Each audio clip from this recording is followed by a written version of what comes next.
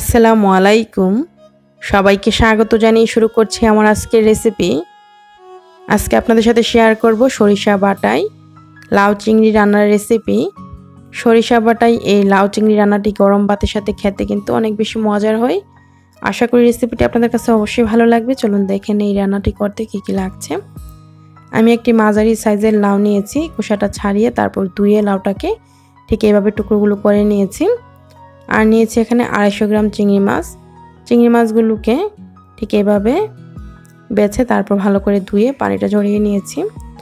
আর যা যা লাগছে এখানে, প্রথমে আমি এখানে সরিষা বাটাটা নিয়েছি 2 টেবিল চামচ। এখানে সরিষা বাটার সময় আমি 4টে কাঁচামরিচ দিয়ে 2 টেবিল চামচ সরিষা ভালো করে ধুয়ে তারপর বেটে নিয়েছি। আর নিয়েছি হচ্ছে এখানে 1 টেবিল চামচ পেঁয়াজ বাটা, 1 চা চামচ রসুন বাটা, আর হলুদ গুঁড়া 2 চা চামচ, ধনিয়া গুঁড়া 1.5 চা চামচ, মরিচ গুঁড়া 1 চা চামচ, পরিমাণ মতো লবণ। তারপর আমি এখানে চুলায় একটা হাঁড়ি বসিয়ে দিয়েছি। হাঁড়িটা গরম হয়ে যাওয়ার পর সরষের তেল দিয়ে দিয়েছি 3 টেবিল চামচ। দিয়ে দিচ্ছি এখানে পেঁয়াজ কুচি। আমি এখানে বড় সাইজের একটি পেঁয়াজ কুচি করে তারপর দিয়ে দিলাম। তো পেঁয়াজ কুচিটাকে হালকা ব্রাউন কালার করে ভেজে নিচ্ছি। ঠিক যখন এরকম হালকা একটু কালার এসেছে আমি দিয়ে দিচ্ছি এখানে পেঁয়াজ বাটা এবং রসুন বাটা। পেঁয়াজ রসুন বাটাটা দেওয়ার পর কিছুক্ষণ ভেজে নিচ্ছি যাতে করে পেঁয়াজ বাটা এবং রসুন বাটার যে কাঁচা একটা গন্ধ থাকে সেই গন্ধটা দূর হয়ে যাওয়া পর্যন্ত। পেঁয়াজ রসুন বাটাটাকে কিছুক্ষণ ভাজার পর আমি দিয়ে দিচ্ছি এখানে সরিষা বাটা। সরিষা বাটাটা দেওয়ার পর সামান্য একটু পানি দিয়ে তারপর আমি ভেজে নিচ্ছি।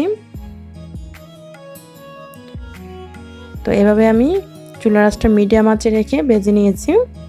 তারপর আমি অন্য মশলাগুলো অ্যাড করে দিচ্ছি। দিয়ে দিচ্ছি এখানে ধনিয়া গুঁড়া, মরিচ গুঁড়া, হলুদ গুঁড়া এবং লবণ। সবগুলো মশলা দেওয়ার পর এখন ভালো করে সব কিছু একসাথে নেড়ে চুলার আঁচটা মিডিয়াম আঁচে রেখে এই মশলাটাকে কষাতে হবে। আমি কিন্তু আগেই অল্প একটু পানি দিয়েছিলাম সরিষা বাটা দেওয়ার পর, তাই আর এখানে পানি দিতে হয়নি। তো মশলাটাকে আমি প্রায় 3 থেকে 4 মিনিট কষিয়ে নেওয়ার পর চিংড়ি মাছগুলো দিয়ে দিলাম। চিংড়ি মাছটা দেওয়ার পর এখন এই চিংড়ি মাছটাকেও 3-4 মিনিট কষিয়ে নিব।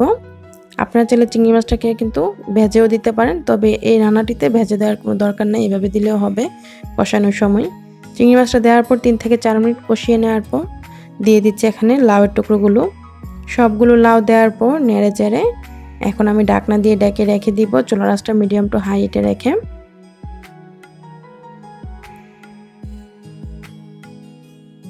প্রায় 3 থেকে 4 মিনিট পর আমি নেড়ে দিচ্ছি।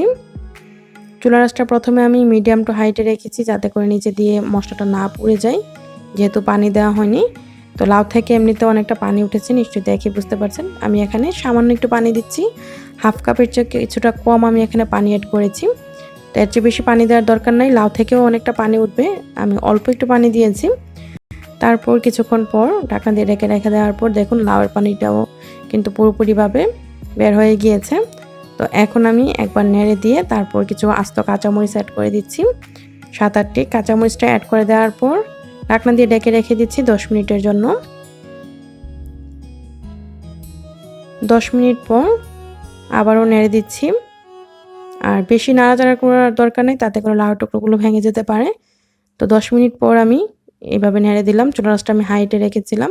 অপেক্ষা করছি লাউটা সিদ্ধ হয়ে যাওয়া পর্যন্ত আর তেলটা বেশি আসা পর্যন্ত। তো কিছুক্ষণ পর এই যে দেখুন লাউটা কিন্তু সিদ্ধ হয়ে গিয়েছে। এই পর্যায়ে আমি কিছু ধনিয়া পাতা কুচি দিয়ে দিচ্ছি। লাউটা সুন্দরভাবে সিদ্ধ হয়ে গিয়েছে, আর যেহেতু সরিষা বাটা অ্যাড করা হয়েছে এই ঝোলটা কিন্তু একদমই কমানো যাবে না, একটু মাখা মাখা ঝোল রেখে নামাতে হবে। এটা এমনিতে ঠান্ডা হওয়ার পর ঝোলটা আরও কিছুটা মাখা মাখা হবে। ধনিয়া পাতা কুচিটা দেওয়ার পর নেড়ে ঢাকনা দিয়ে ডেকে রেখে দিয়েছিলাম চুলাটা বন্ধ করে দিয়ে। তারপর আমি এই হাঁড়িটাকে নামিয়ে নিয়েছি। আর এই যে দেখুন ঠিক এরকম হয়েছে। লাউটা কিন্তু সিদ্ধ হয়েছে কিন্তু ভেঙে যায়নি। লাউটা কিন্তু অতিরিক্ত সিদ্ধ করলে লাউ রান্না মানে ভালো হয় না, লাউটা খেতে ভালো লাগে না। তাই ঠিক এই পর্যায়ে ধনিয়া পাতা কুচি দিয়ে নামিয়ে নিতে হবে। তো দেখলেনই তো কত সহজে সরিষা বাটায় লাউ চিংড়িটা রান্না করা যায়। এইভাবে আপনারা সরিষা বাটা অ্যাড করে রান্না করে দেখবেন কতটা মজার হয়, অনেকটা ভিন্ন ধরনের হয় মানে খেতে।